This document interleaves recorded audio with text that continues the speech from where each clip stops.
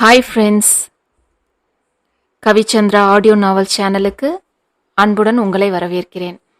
சேனலை சப்ஸ்கிரைப் செய்யாமல் தொடர்ந்து கேட்டுக்கொண்டிருக்கும் நண்பர்களே, உங்களது சப்ஸ்கிரிப்ஷன், லைக்ஸ், ஷேர்ஸ், கமெண்ட்ஸ் எங்களை அடுத்த நிலைக்கு கொண்டு செல்வதோடு உங்களுக்காக இன்னும் புதிய முயற்சிகளை செய்ய வைக்கும்.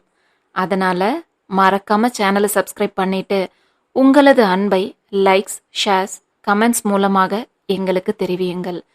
கதைகளை தொடர்ந்து நீங்கள் கேட்க விரும்பினால் அப்படியே பக்கத்தில் இருக்க பெல் பட்டனை கிளிக் பண்ணுங்க. வாங்க கதைக்குள்ள போகலாம். உயிர் 3. கௌஷிக்கின் குரல் இப்போதும் அதே அலட்சியத்தோடு அவள் செவியில் ஒலிப்பது போல் இருக்க நெற்றியை பிடித்தபடி அங்கேயே கண்மூடி அமர்ந்து விட்டாள் அபி. எப்போதும் துரு உறங்கும் நேரங்களில் மட்டும் வாடிக்கையாளர்களின் வருகையால் அவனுக்கு தொந்தரவு இருக்கக்கூடாது என்று அவளுக்கான பகுதியில் இருக்கும் கண்ணாடி கதவை மூடி வைப்பது அபியின் வழக்கம். இப்போதும் அப்படியே காயுவை அங்கு அமர வைத்துவிட்டு வெளியில் வரும்போதும் கதவை மூடிவிட்டு அபி வந்திருக்க, காயுவின் கவனம் அங்கு தைக்கப்பட்டு கொண்டிருந்த உடையில் இருந்த நேரத்தில் கௌஷிக் பேசிவிட்டு சென்றிருக்க, காயு தலையை நிமிர்த்தும் போது அபி தலையை பிடித்து கொண்டு அமர்ந்திருப்பது மட்டுமே தெரிந்தது. அதை கண்டு எழுந்து வெளியில் வந்தவள், என்னாச்சுக்கா, தலைவலியா என்றாள் காயு. என்று மட்டும் சொன்னவளுக்கு வேறு எதுவும் பேசும் மனநிலையே இல்லை. அதான் காலையில இருந்து முகம் வாடி இருந்ததா, ஏதாவது சாப்பிட்டீங்களாக்கா, நான் டீ வாங்கிட்டு வரட்டுமா என காயு படபடத்து கொண்டே செல்லவும் தான் அபிக்கு அவள் மதியம் சாப்பிடாததே நினைவுக்கு வந்தது. அதெல்லாம் வேண்டாம் காயு என மறுத்தவளை கவலையாக பார்த்தவள், அப்போ வீட்டுக்காவது போய் கொஞ்சம் ரெஸ்ட் எடுங்கக்கா என்றாள். நான் வீட்டுக்கு போயிட்டா வேலையை யார் பாப்பா என சோர்வாக கூறியவாறே அபி அங்கிருந்து நகர முயல, நாளைக்கு காலையில சீக்கிரம் வந்து கூட எல்லாம் செஞ்சுக்கலாம்க்கா, இப்படியே இருந்தா உங்களால வேலையையும் கவனிக்க முடியாது என்றாள் காயு. அவள் சொல்வதும் சரி என தோன்றவும், ஓகே, காலையில சீக்கிரம் வந்துடுங்க, நான் கிளம்புறேன் என்றவள் அப்போதே எழுந்திருந்த துருவை அழைத்து கொண்டு வீடு வந்து சேர்ந்தாள். பிள்ளையை விளையாட செய்துவிட்டு குளித்து முடித்து வந்து படுத்தவளுக்கு மனம் ஒரு நிலையிலேயே இல்லாமல் தவித்து கொண்டிருந்தது. எதுவும் வேண்டாம் என முடிவெடுத்து வந்து 4 வருடங்கள் கடந்திருந்த போதும் ஒவ்வொரு படியையும் தன் விடா முயற்சியாலும் மனதிற்குள் உண்டான வைராகியத்தோடு கடந்து வந்திருந்த போதும் கூட இன்று இது இத்தனை வலியை தருமா என்ற கேள்வியே அவளுள் பதிலில்லாமல் விழித்து கிடந்தது. அனைத்தையும் மறந்துவிட்டேன், எதுவும் வேண்டாம் என ஒதுக்கி தள்ளிவிட்டேன் என நினைத்தது எல்லாம் அப்போது பொய்யா என்ற எண்ணமும், அவனின் சாதாரண வருகை கூட தன்னை இந்த அளவு பாதிக்குமா என நினைத்தவளின் மனதில் கௌஷிக்குடன் மிதுனா வந்து நிற்க, அவங்க தெளிவாதானே இருக்காங்க, நீ ஏன் உன்னை இவ்வளவு குழப்பிக்கிற அபி என்று தன்னையே கேட்டு கொண்டவள் மேலும் இப்படியே அமர்ந்திருந்தாள். இது போன்ற யோசனைகளே அது தன்னை தொடர்ந்து அமிழ்த்தும் என்று புரிந்து வேகமாக அங்கிருந்து எழுந்து கொள்ள முயன்றாள் அபி. அப்போது அவளின் இரவு உடையில் கால் தடுக்கி விழ முயன்று சமாளித்து நின்றவளின் பார்வை தன் கழுத்தில் ஊசலாடி கொண்டிருந்த மாங்கல்யத்தில் பதிய, மெல்லிய செயினில் கோர்க்கப்பட்டிருந்த மாங்கல்யத்தை விரல் கொண்டு வருடியவளின் விழிகள் கலங்கிய அதே நேரம், இனி இதுக்கு மதிப்பே இல்லைல்ல என ஒரு கசந்த முறுவல் அவள் முகத்தில் வந்து போனது. அதில் இப்போது மட்டுமில்லை, அவங்கள பொறுத்தவரை இதுக்கு எப்பவுமே மதிப்பு இருந்ததில்லை. நீயும் இதை வேண்டாம் என முடிவெடுத்து 4 வருஷம் ஆகுது, புதுசா என்ன இன்னைக்கு என அவள் மனமே இடித்துரைக்க, அதுவும் சரிதான், இது மட்டும் இல்ல, எதுவுமே வேண்டாம்னு தானே எழுதி கொடுத்துட்டு வந்தேன். இத்தனை வருஷத்துக்கு பிறகு அவரை நேர்ல பார்த்ததுனாலேயோ இல்ல அவர் யாரையோ கல்யாணம் செஞ்சுக்க போறத கேட்டதுனாலேயோ இந்த குழப்பம். இப்பவும் இது என் கழுத்துல இருக்க ஒரே காரணம், துரு பிறப்ப யாரும் தப்பா பேசிடக்கூடாதுன்னு தான். வேலையில்லா பயிர் அப்படின்னு யாரும் என்ன நெருங்கிடக்கூடாது, அது மட்டும்தான் இதை இன்னும் சுமக்க காரணம், வேற எதுவும் இல்லை என்று சற்று சத்தமாகவே தனக்குத்தானே அழுத்தம் திருத்தமாக சொல்லிக் கொண்டாள் அபி. ஆம், இங்கிருப்பவர்களை பொறுத்தவரை அவள் திருமணமானவள். துருவின் தந்தை வெளிநாட்டில் இருக்கிறார், இப்படித்தான் அனைவரிடமும் சொல்லிக் கொண்டிருக்கிறாள். துருவை வயிற்றில் சுமந்து கொண்டிருந்த போது அக்கம் பக்கம் இருப்பவர்களின் கேள்விக்கு பதில் அளிக்க வேண்டி சொல்ல துவங்கியது. அப்படியே இன்று வரை தொடர்கிறது. அபியின் கழுத்தில் இருந்த மாங்கல்யமும் அதற்கு சான்றாக இருக்கவே வேறு எந்த கேள்வியும் அப்போது அவர்களுக்கு எழவில்லை. முதலில் இங்கு வந்த புதிதில் அடுத்தடுத்து நடந்திருந்த நிகழ்வுகளின் தாக்கத்தில் இதை எடுக்க வேண்டும் என்பதையே மறந்திருந்தவள் பின் அதுவே தனக்கு உதவியாக இருக்க அப்படியே விட்டுவிட்டாள். எங்க என்ன பார்த்து சொல்லு, இல்லனா நீ இத கழட்டி இருப்பியா என எப்போதும் போல் இன்றும் அவளின் மனசாட்சி கேள்வி கேட்க இதற்கு அவளிடம் பதிலே இல்லை. அவ்வளவு கோபத்தில் இங்கு கிளம்பி வந்திருந்தாலும் ஏனோ இந்த குழந்தை வேண்டாம் என அவளால் சொல்ல முடியவில்லை. அபியின் அன்னை லலிதா கூட அவசரப்பட்டு எந்த முடிவும் எடுக்காத அபி, மறுபடியும் மாப்பிள்ளை கிட்ட போய் பேசி பார்ப்போம், இது உன் வாழ்க்கை என்று எவ்வளவோ எடுத்து சொல்லியும் அபி கொஞ்சமும் அதை ஏற்கவே இல்லை. என்னம்மா, என்ன போய் பேச போறீங்க, அதான் எல்லாம் முடிஞ்சு போச்சுன்னு சொல்லிட்டாரே என்ற மகளை தவிப்போடு பார்த்த லலிதா, அது அப்போ இப்போ உன் வயிற்றில் என்றவரை கோபமாக இடையிட்டு இருந்த அபி, அத சொல்லி அவர்கிட்ட வாழ்க்கை பிச்சை கேட்க சொல்றீங்களா என்றாள் அபி. அப்படி இல்ல அபிமா என்ற லலிதாவை அதற்கு மேல் பேச விடாமல் செய்தவள், போதுமா, இனி இத பத்தி எதுவும் பேசாதீங்க, நீங்க நினைக்கிறது போல எதுவும் நடக்கவே நடக்காது என்றிருந்தாள் அபி. அப்போ இந்த குழந்தை என கேள்வியாக பார்த்தவரை ஒரு முடிவோடு எதிர்கொண்டவள், என் குழந்தை என்கிட்ட வளரும் என்றாள் அபி. புரியாம பேசாத அபி, ஒரு குழந்தைய புருஷன் துணை இல்லாம பெத்து வளர்க்கறது அவ்வளவு சுலபம் இல்ல என்றவளை கூர்மையாக பார்த்தவள், அதனால என்ன செய்ய சொல்றீங்கம்மா என்றாள் அபி. அதுவரை படபடவென பேசிக் கொண்டிருந்த லலிதாவுக்கு இப்படி அபி நேராக கேட்கவும் பேச வார்த்தைகளே வரவில்லை. ஒரு அன்னையாக எப்படி அவரால் இந்த குழந்தையை அழித்துவிடு என சொல்ல முடியும்? அதில் தடுமாறினாலும் தன் மகள் என்று வரும்போது நீ எப்படியோ கஷ்டப்படு என விடவும் அவருக்கு முடியவில்லை. அதில், இங்க பாரு அபிமா, அம்மா உன் நல்லதுக்கு தான் சொல்லுவேன், ஒன்னு உன் நிலைய பேசி புரிய வச்ச மாப்பிள்ளை கூட சேர்ந்து வாழற வழிய பாரு, இல்லைன்னா இந்த குழந்தை என்றவர் அடுத்து பேசாமல் அப்படியே நிறுத்தவும், நான் உங்க வயிற்றில் இருக்கும்போது உங்களால இப்படி ஒரு முடிவுக்கு வந்து இருக்க முடியுமாமா என்றாள் அபி. அதை கேட்டவுடன் லலிதாவின் கண்ணீர் கட்டுப்படுத்த முடியாமல் வெளியேற, என்ன வார்த்தையால கொல்லாதடி என்றவரின் அழுகை ஒரு கேவலோடு வெளிப்பட, ஒரு அம்மாவா உன்னால முடியாதது என்னால மட்டும் எப்படிமா முடியும் என்றாள் அபி. என் நிலைமையே வேற அபி என்றவரை ஒரு கசந்த முறுவலோடு பார்த்தவள், ஆமாம்மா, நான் இல்லைன்னு சொல்லல, ஆனா என்னால இதை செய்ய முடியாது என்றாள் உறுதியான குரலில் அபி. தனியா ஒரு குழந்தைய பெத்து வளர்க்கறது மட்டும் இல்ல அபி, குழந்தைய வச்சுக்கிட்டு தனியா இருக்கிறதும் கூட அவ்வளவு சுலபம் இல்ல. இந்த சமூகம் நம்ம வேற மாதிரி பார்க்கும் என்றார் லலிதா.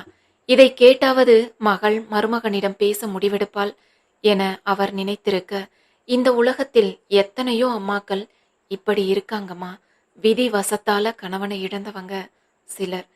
இதுக்கு மேலேயும் இந்த மனுஷன் கூட வாழ முடியாதுன்னு அவங்க உயிரையோ இல்ல அவங்க பிள்ளை உயிரையோ காப்பாத்த துணிச்சலா இப்படி ஒரு முடிவுக்கு வந்தவங்க சிலர்.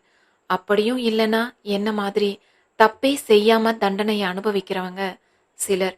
இதில் யாரையும் நாம குறை சொல்லிக்கிட்டு உட்கார்ந்து இருக்கிறத விட, நம்ம வேண்டாம்னு கால் செருப்ப கழட்டி விட்டது போல உதறிட்டு போனவங்க கிட்ட போய் வாழ்க்கை பிச்சை கேட்டு நிக்கிறத விட, நான் வேண்டாம்னு சொன்னவங்க எனக்கு வேண்டாம்னு தன்மானத்தோட வாழ்ந்துட்டு போறேன்.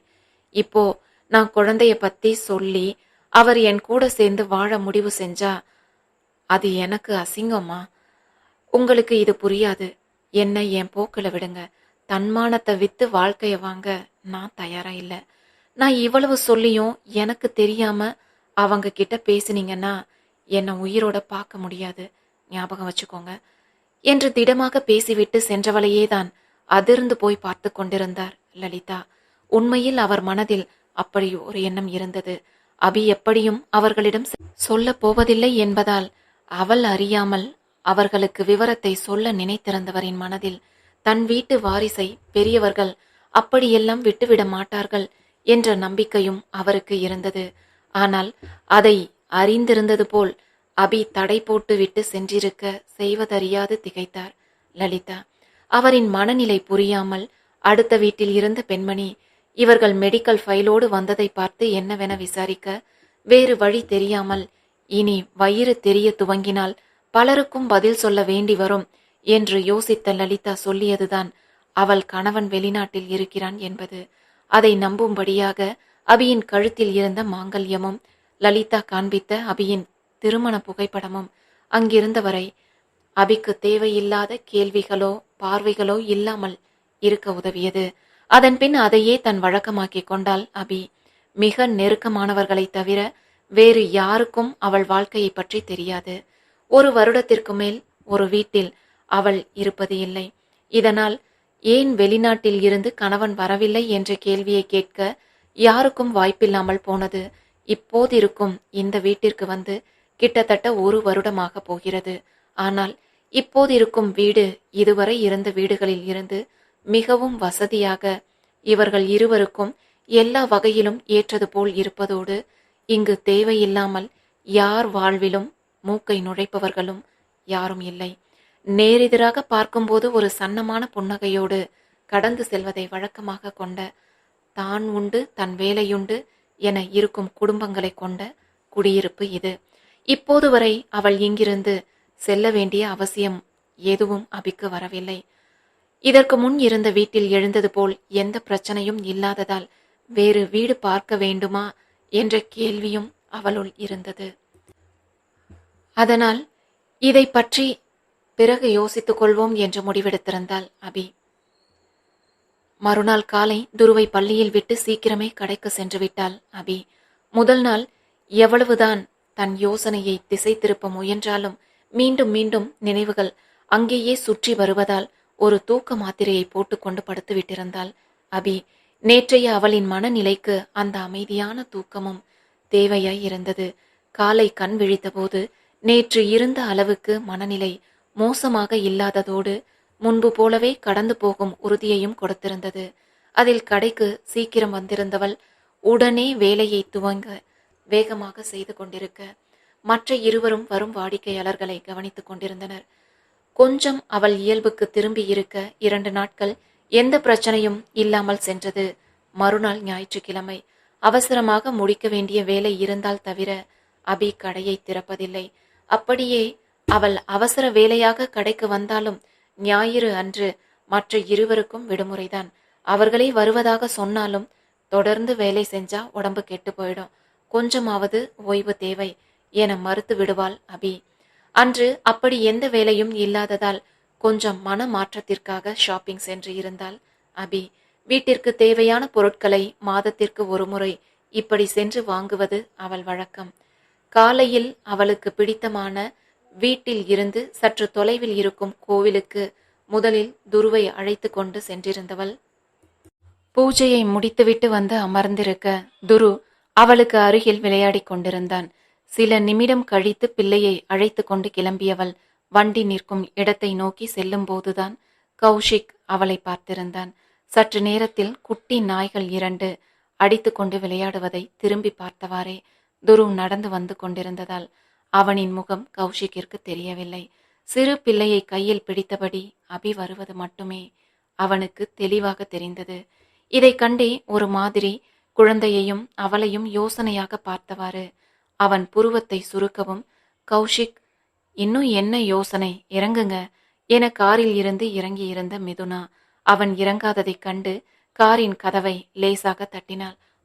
இதோ என சட்டென நினைவு கலைந்து கௌஷிக் இறங்கவும் அபி மற்றொரு பக்கம் தன் 2 சக்கர வாகனத்தில் துருவை ஏற்றிக்கொண்டு கிளம்பி செல்லவும் சரியாக இருக்க அவனால் இருவரையும் தெளிவாக பார்க்க முடியாமல் போனது. ஆனால் அபியை குழந்தையோடு பார்த்த காட்சி மட்டும் அவன் மனதில் தெளிவாக பதிந்திருக்க ஏதோ ஒரு கேள்வியும் குழப்பமும் அவனுள் தெளிவில்லாமல் உருவாக துவங்கியிருந்தது. அதில் கௌஷிக்கின் கவனம் சுத்தமாக அங்கு இல்லாமல் போகவே மிதுனா கேட்ட எந்த கேள்விக்கும் அவனால் சரியாக பதில் சொல்ல முடியவில்லை. கௌஷிக் இங்கு சொந்தமாக ஒரு வீடு வாங்கி இருந்தான். 2 மாதத்தில் இவர்களுக்கு திருமணம் என்பதால் மிதுனா தனக்கு பிடித்தபடி அந்த வீட்டை அலங்காரம் செய்ய நினைத்தாள். கௌஷிக்கிற்கு இதிலெல்லாம் எப்போதுமே பெரிதாக ஈடுபாடு இருந்ததில்லை என்பதால் 1 வருடத்திற்கு முன் வீடு கட்டி முடித்தபோது அவசியத்திற்கு தேவையான இன்டீரியர் டிசைன் செய்ததோடு சரி. அதன்பின் அவனாக விரும்பி அங்கு எதையும் செய்திருக்கவில்லை.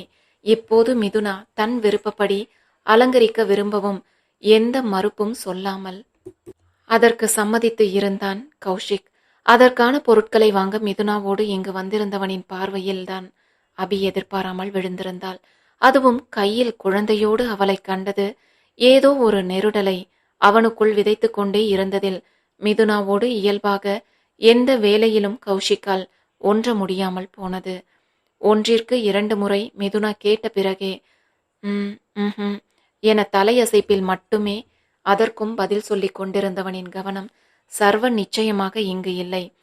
இதை சில நிமிடங்களிலேயே மிதுனாவும் கவனித்திருக்க, என்னாச்சு கௌஷிக், ஏதாவது பிரச்சனையா என அவன் முகம் பார்த்து கேட்டவளைக் கண்டு ஆம் என தலையசைத்தவன், ஒரு முக்கியமான வேலை இருக்கு, அதை சுத்தமா மறந்துட்டேன், இப்போதான் ஞாபகம் வந்தது, நான் கிளம்புறேன் மிது, நாம இதை இன்னொரு நாள் வச்சுக்கலாமா என்றான் கௌஷிக். எப்போதுமே கௌஷிக் ஒன்றை முடிவெடுத்து விட்டால் அதில் இருந்து மாற்றுவது இயலாத காரியம் என்று அறிந்திருந்தவளும் மனமே இல்லாமல் சரி என சம்மதித்தாள். அதில் மிதுனாவை அழைத்து சென்று அவள் வீட்டில் இறக்கிவிட்டவன் நிஜத்தில் அப்படி எந்த வேலையும் இல்லாததால் மனம் போன போக்கில் காரில் சுற்றி கொண்டிருந்தான். அவன் என்ன யோசிக்கிறான், எதை நினைத்து குழம்புகிறான் என்ற தெளிவு இந்த நிமிடம் வரை கௌஷிக்கிற்கே வரவில்லை. ஆனால் ஏதோ ஒரு உறுத்தல் அவனுள் முதலாக ஏற்பட துவங்கியிருந்தது. இது எதற்கென்ற கேள்வியோடு அப்படியே வண்டியில் சுற்றி கொண்டிருந்தவனுக்கு 3 மணி அளவில் பசி அதிகம் தெரியவும் ஒரு உணவகத்தின் முன் சென்று காரை நிறுத்தினான். கௌஷிக் காரில் இருந்து அவன் இறங்க முயன்ற நொடி அருகில் இருந்த கடையில் இருந்து அபி வெளியில் வருவது தெரிந்தது. அதில் அப்படியே அமர்ந்தவன் மூடியிருந்த கண்ணாடியின் வழியே அபியை கவனிக்க துவங்கினான் கௌஷிக். எங்கோ பார்வையை சுழற்றி யாரையோ தேடுவது போல் நடந்து வந்தவள் பாதையில் கவனம் இல்லாமல் இறுதி படியில் கால் இடறி கீழே விழ இருந்து அருகில் இருந்த வண்டியை பிடித்து கொண்டு தன்னை சமாளித்து நின்றாள் அபி. அப்போது அவள் உடைக்குள் பத்திரமாக இருந்த செயின் வெளியில் வந்து விழுந்திருந்தது. அபியின் இந்த சமாளிக்கும் முயற்சியில் அந்த மாங்கல்யம் இப்படியும் அப்படியும் ஊசலாட துவங்கியது. அவளையே பார்த்து கொண்டிருந்தவனின் பார்வையில் அந்த மாங்கல்யமும் விழ சிறு திகைப்பும் குழப்பமுமாக கௌஷிக் அதையே பார்த்து கொண்டிருந்த போதுதான் துருவை தூக்கி கொண்டு அங்கு வந்து நின்றிருந்தான் சந்தோஷ். உங்க 2 பேரையும் தான் தேடிட்டு இருந்தேன், எங்க போனீங்க, இதோ வந்துடுறோம்னு போயே எவ்வளவு நேரம் ஆச்சு என சிறு மிரட்டலோடு இருவரையும் பார்த்து அபி கேட்கவும், நாங்க அப்படியே ஜாலியா சுத்திட்டு வந்தோம், அது மேன் டு மேன் பர்சனல் இல்லையா சாம்ப் என சந்தோஷ் துருவை பார்த்து நெற்றியில் முட்டி கேட்கவும் அவனும் ஆம் என்பது போல தலையசைத்து சந்தோஷின் கழுத்தை வளைத்து கொண்டான். என்னை விட்டுட்டு ஜாலியா சுத்திட்டு வந்ததும் இல்லாம அதுக்கு ஒரு சாக்கு வேற என போலியாக இருவரையும் அபி முறைக்கவும் அங்கு ஒரு சிரிப்பலை எழுந்தது. இந்த காட்சியை சற்று தள்ளி காரில் அமர்ந்து பார்த்து கொண்டிருந்த கௌஷிக்கிற்கு அவள் கழுத்தில் தொங்கிய மாங்கல்யமும் இப்படி குடும்பமாக நிற்கும் காட்சியையும் கண்ட பிறகே காலை முதல் மனதிற்குள் இருந்த அலைப்புறுதல் லேசாக நீங்குவது போல் இருந்தது. இவளுக்கு கல்யாணம் ஆயிடுச்சா, நான் என்னமோ ஏதோன்னு நினைச்சேன், குடும்பம் குழந்தைன்னு சந்தோஷமா தான் இருக்கா என தனக்குத்தானே சொல்லிக் கொண்டவன் ஏதோ ஒரு ஆர்வத்தில் லேசாக சரிந்து துருவின் முகத்தை பார்க்க முயல சந்தோஷின் கழுத்தை வளைத்து அவன் கன்னத்தோடு கன்னம் வைத்து இழைந்தபடி திரும்பி நின்றிருந்ததால் அவர்கள் இருவரின் முதுகுப்புறம்தான் கௌஷிக்கிற்கு தெரிந்தது. அபியின் முகம் மட்டுமே இவனை பார்க்கும் விதமாக இருக்க 2 முறை குழந்தையின் முகம் பார்க்க முயன்றவன் பின் அந்த முயற்சியை கைவிட்டு அங்கிருந்து நகர்ந்தான். கௌஷிக்கின் கார் அங்கிருந்து நகர்ந்த நொடிதான் அபியின் பார்வை அந்த கார் மீது படிந்தது. அன்று கடைக்கு வந்தபோது கௌஷிக் சென்று ஏறிய கார் என்று நினைவுக்கு வரவும் சிறு படபடப்போடு காரை கவனித்தவளுக்கு உள்ளே கௌஷிக் அமர்ந்திருப்பதும் இவளையே பார்த்தவாறு அங்கிருந்து நகர்வதும் தெரிந்தது. இது மேலும் அபிக்கு பதட்டத்தை உண்டாக்க எங்கே துருவை பார்த்திருப்பானோ என்ற பயம் அவளுள் எழுந்தது. ஏனெனில் துருவ் அச்சில் வார்த்தது போல் கௌஷிக்கின் சிறு வயதை நினைவுபடுத்தும் வகையில்தான் இருப்பான்.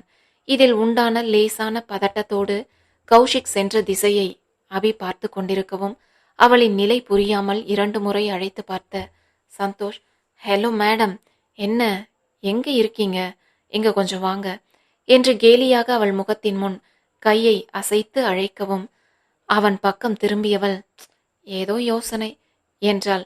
அதான் தெரியுதே, அப்படி என்ன யோசனை என்றவனுக்கு, பெருசா ஒன்னும் இல்ல என அப்போதைக்கு பதில் அளித்திருந்தாலும் அபியின் மனதிற்குள் ஏதோ ஒன்று பாரமாக ஏறி அமர்ந்து கொண்டது.